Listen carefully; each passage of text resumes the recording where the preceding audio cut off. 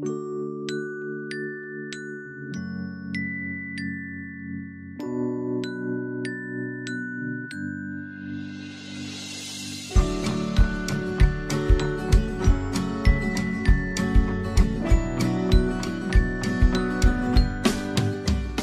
най-ключово нещо, както и Димо го спомена, е всъщност използването на софтуер, хардуер при поискване самостоятелно, без зависимост от други хора, буквалното самообслужване, към което се стремят всички в днешно време.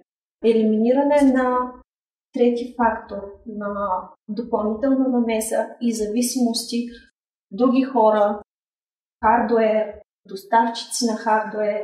На 15 април 2015 година екип на ОББГ посети обновения Габровски технически университет. На специално организираната среща запознахме студентите и преподавателите с последните тенденции в облачните технологии.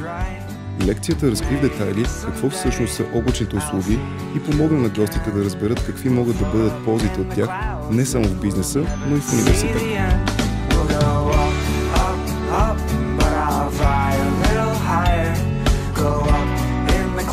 Because the view's a little nicer.